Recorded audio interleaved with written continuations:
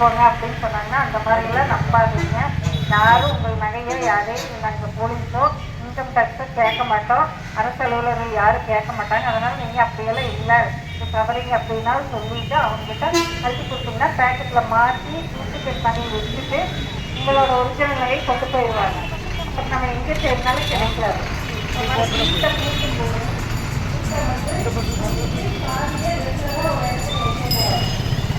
வைக்காம நீங்க 2-3 சாதி போட்டு கூட ஒரு குடும்பத்தார்கிட்ட வச்சிருங்க.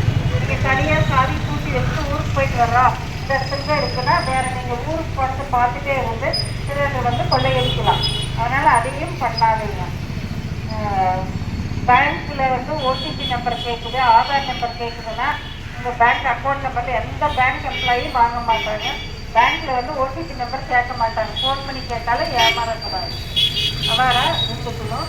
ஓடிபி நம்பர் எந்த பேங்க் கேட்காது. அதனால ஓடிபி நம்பர் கொடுத்துட்டீங்கன்னா உங்க அக்கௌண்ட்ல இருக்கிற பணம் போயிடும். போன பின்னாடி அப்போ நம்ம எங்கே போறாங்கன்னு கிடைக்காது. அதனால சேஃபா நம்ம தான் புத்திசாலித்தனமா இருக்கணும். ஏமாறுறவங்க நிறைய இருக்கிற வரைக்கும், ஏமாறுறவங்க இருக்க வரைக்கும் ஏமாற்றுறதோட இருக்கணும். அதனால நீங்க அதுக்கு தகுந்த மாதிரி அலாட்டா மூவ் பண்ணி நீங்க போய்க்கணும். உங்களோட சேஃப்டி உறவினர்கள் சொன்னாலும் நகை இருக்குது, இப்போ ஒரு நாளைக்கு போட்டு வர்ற அப்படின்னு கேட்டாலும் கூட நீங்க கொடுக்கக்கூடாது. ஏன்னா அவங்க போயிட்டு ஒரு டூப்ளிகேட் நகை பண்ணி கூட கொண்டாந்து கொடுத்துடலாம். அதுக்கு பின்னாடி அங்கே போயிட்டு இங்கே போயிட்டு சந்தேகப்படக்கூடாது. இதே மாதிரி இருந்துச்சுங்க. பஸ்ஸில் ஏறி போகும்போது துப்பாக்கி நிறைய இருக்கும், அதையும் பார்த்துக்கணும். நீங்கள் தான் உங்கள் பொருளை பத்திரமா வச்சுக்கணும்.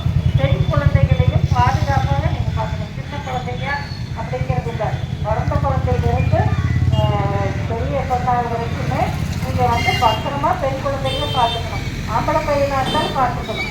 இல்லாட்டா நீங்கள் தான் இருந்துக்கணும். அதே மாதிரி மூவ் பண்ணி பார்த்துக்கணும். எதுனாலும் நீங்கள் வீட்டை பூட்டிட்டு போகிறீங்க, டவுனுக்குள்ளே குடியிருக்கீங்கன்னா அந்தந்த போலீஸ் ஸ்டேஷனில் வாட்ஸ்அப் நம்பர் இருக்குது. வீட்டை பூட்டி வைக்கிறோம் அப்படின்னு அதை அனுப்பிட்டீங்கன்னா நாங்கள் போலீஸ் வந்து அடிக்கடி செக் பண்ணிக்குவோம். எந்த ஒரு திருட்டு நடக்காது. வெளியூர் போகிறீங்க அப்படின்னா பூட்டுனதை வீடு பூட்டி இருக்குது அப்படின்னு சொல்லி ஸ்டேஷனுக்கு இன்ஃபார்ம் பண்ணிட்டு போகணும். உங்களுக்கு தெரிஞ்ச போலீஸ் யாராவது இருந்தாங்கன்னா ஸ்டேஷன் வந்து ஒரு பேப்பரில் எழுதி போயிட்டீங்கன்னா